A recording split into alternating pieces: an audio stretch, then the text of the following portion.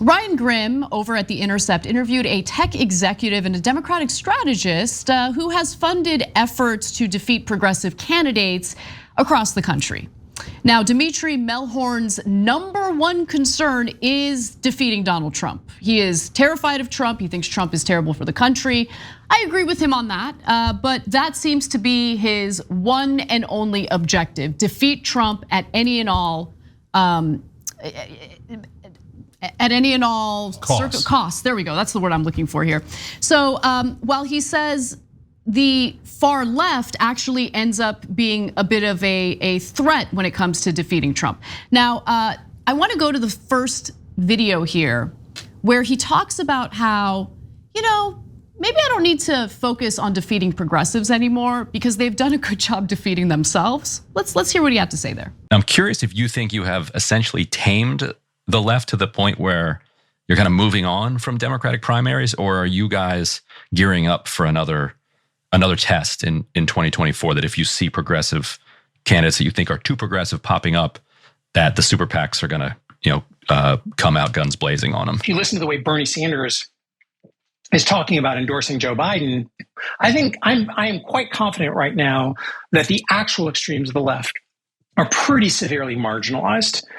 That's in general. At the margins, it's a little bit like, for example, when a judge gave a ruling that was really unhelpful. This is the judge with the abortion pill, and AOC comes out and says we should just ignore the ruling. Like, AOC is siding with JD Vance. The two of them are both like, yeah, rulings that we don't like, we shouldn't do. And it makes it hard to build a coalition of donors around the rule of law. But in terms of general voters, I don't think it's a problem anymore. And I don't think we need to do more to fight back against it at the moment. Well, they're good news and bad news for the left.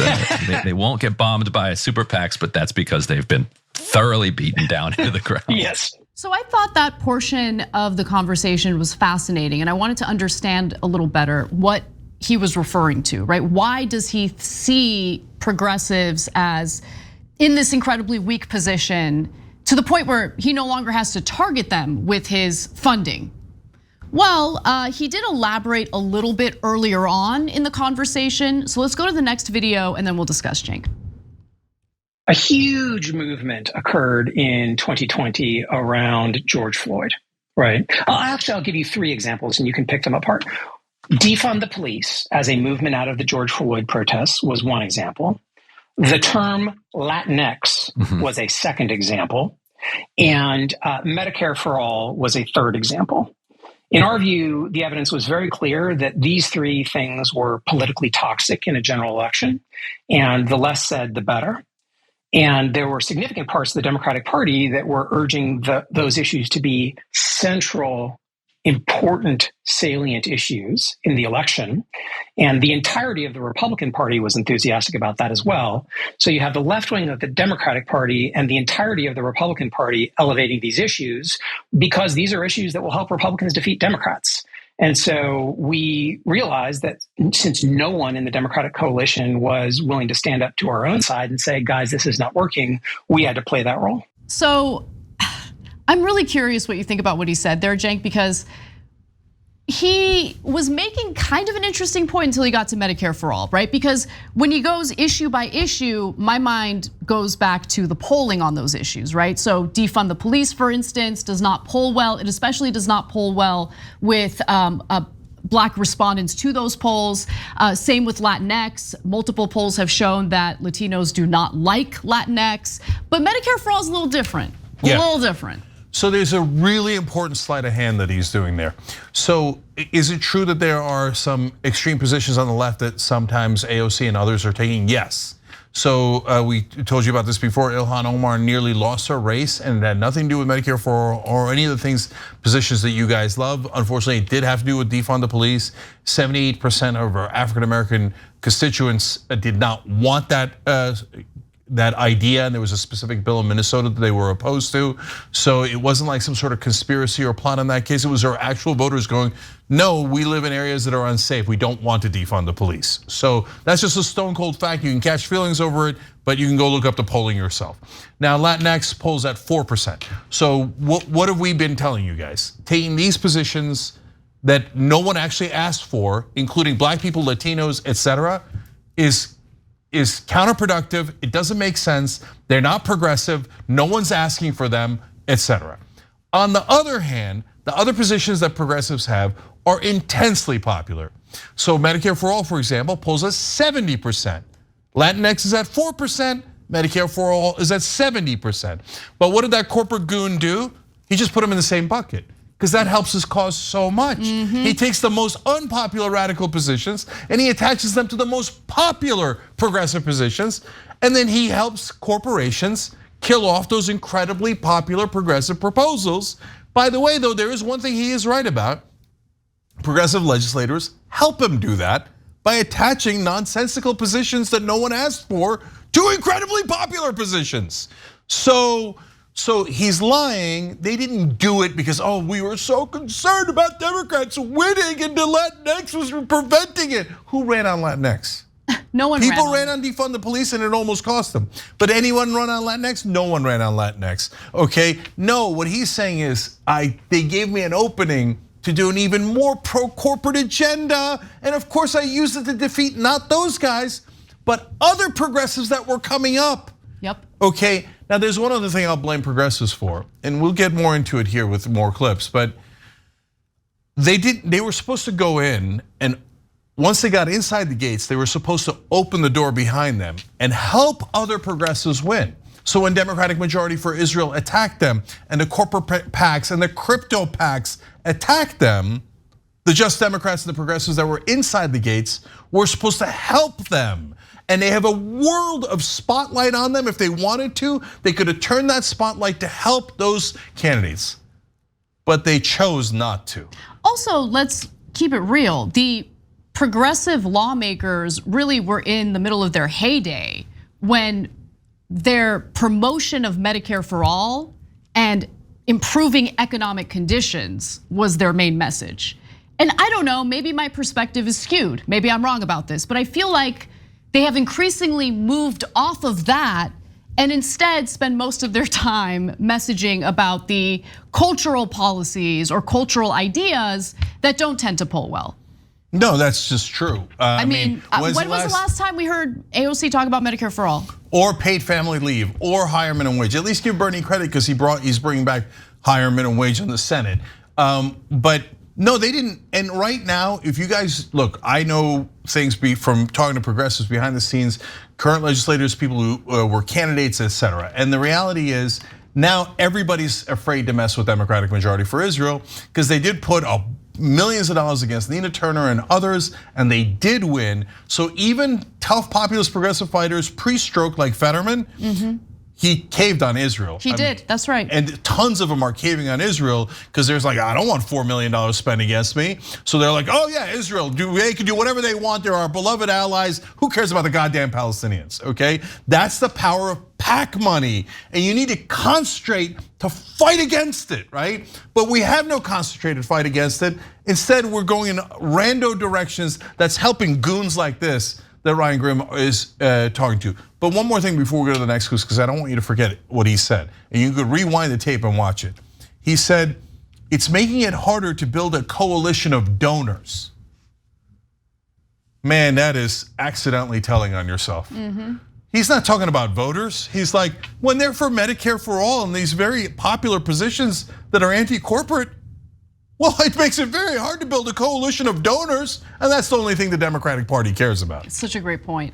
Now, you mentioned Nina Turner, and Nina Turner came up in the context of this discussion. Now, I want to set it up because, as I mentioned earlier, he was just talking about how awful Donald Trump is, and that is really the motivating factor behind his strategies as a Democratic strategist. He said, for instance, in the interview, quote, there are a lot of people who believe, and you see it a lot, that Trump is a symptom, and that if we over-focus on him, we will ignore the underlying disease. We are strongly in disagreement with that perspective. He is the disease. So Dimitri Mehlhorn rejects the notion that there is something fundamentally wrong with our lawmakers, with how insanely corrupt our system of government has become to the point where it is dysfunctional and no longer serves the best interests of the constituency, the voters in this country, and instead thinks that no, Trump is he's not indicative of any issues we have in the country. He's not a symptom of those problems. Trump is just, wild card out of nowhere. And I don't know, I wish Ryan Grim had asked him, okay, why do you think people voted for Trump? And I'm curious what he would say to that. Now, with that said, knowing that his number one objective is to defeat Trump at any and all costs, he gives specific examples of campaigns that he worked to fund. And one of those campaigns was Shontel Brown. Let's watch. The thing that I believe is that everybody from AOC to Liz Cheney needs to be a part of the coalition to prevent Mr. Trump from taking office again. And so if AOC is spending all of her time and energy attacking Mr. Trump, then she's on my team. The reason we invested in groups like the mainstream Democrats who elevated Shontel Brown over Nina Turner is we believe that Nina Turner was actually training her fire on somebody other than Mr. Trump, specifically Mr. Biden, who was actually the center of our team. So there you have it, Cenk. How dare Senator Turner criticize Joe Biden? I mean, he is the God of all gods. He is so perfect, and we must always applaud him, even as he is honestly insufficient in serving the needs of the people who voted him into office in the first place. Do you remember the voting rights bill?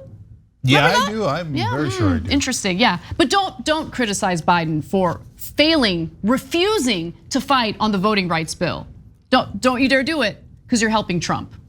Yeah, no, what he's saying there is Nina Turner dared to fight against corporate Democrats, and corporate Democrats rule this party, and we will always be in favor of corporations, and we will only do things for our donors. And Nina Turner had the temerity to point that out, and it is totally unacceptable, and that's why we spent near $10 million over 2 elections to make sure she was defeated. Because if the idea that you should fight against corporate Democrats stuck, well, the Democratic voters might wake up and realize this is no longer the party of FDR, and we're not fighting for the working class at all anymore.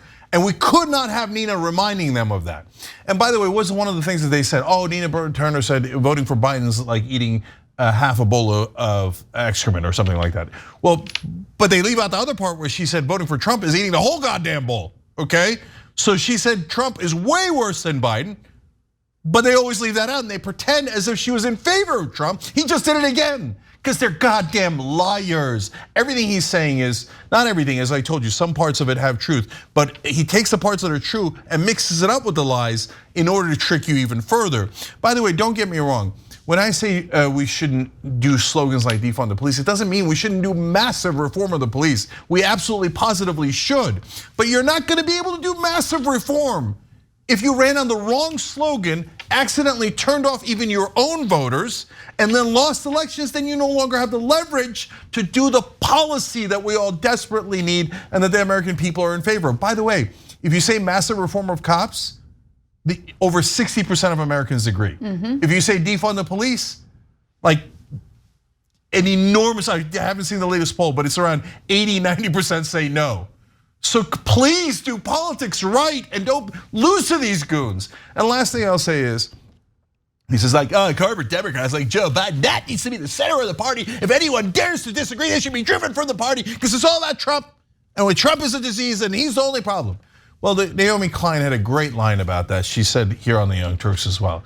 She said, the situation pre-Trump was so bad that it led to Trump. But the situation that was so bad was how corporations took over our entire body politic. And it was guys like this that helped them take it over. And then after the body is so diseased that it goes, I can't try the same thing. I don't want the leeches anymore. They keep leeching me from blood. I have to take my blood and it's not working. I'm sick. I'll try this Meteor, this lunatic, idiot, orange-headed guy, all right? That's how desperate the country was because of exactly like Democratic consultants like this guy. 1000%. In fact, I did a little bit of digging on Mehlhorn because I was curious what his history is. He was described as a tech executive and a Democratic strategist. He's also a venture capitalist. And I actually came across a video featuring Mehlhorn in a panel discussion for the American Enterprise Institute, which is the giant right-wing think tank. Of course. course. Yeah. He's a right winger. So this was in 2015. You can look up the video yourselves. It's a lengthy video, hours and hours long, but in it, Mehlhorn essentially argues for education reform of public schools. In other words, privatizing it. And he framed it in a way that would be appealing to investors, meaning he's pushing for not just a privatized model, but a for-profit education model, okay? Of course. Where investors would get a return on their investment in education. And you know how that turns out. I mean, for-profit colleges have been a disaster in this country. And I guarantee you at some point a venture capital company just like his would then go and invest into those schools and make a tidy profit, destroy them and hand them back to the public after they've destroyed them. All right, but you're forcing me to say one last thing. Guys like Mehlhorn, their job is not to get Democrats elected. He says it's to get Democrats elected, right? He says, oh my God, Trump is the problem and we got to get Biden elected. No, his job is to turn the Democratic Party into the Republican Party, so you have no choices at all. So he says that's why you never vote for progressives. You only vote for the most conservative pro-corporate Democrats so that there's no difference at all and us corporate lobbyists can get everything we want. Thanks for watching The Young Turks, really appreciate it. Another way to show support is through YouTube memberships. You'll get to interact with us more. There's live chat emojis, badges. You've got emojis of me, Anna, John, JR. So those are super fun. But you also get playback of our exclusive member-only shows and specials right after they air. So all of that, all you gotta do is click that join button right underneath the video. Thank you.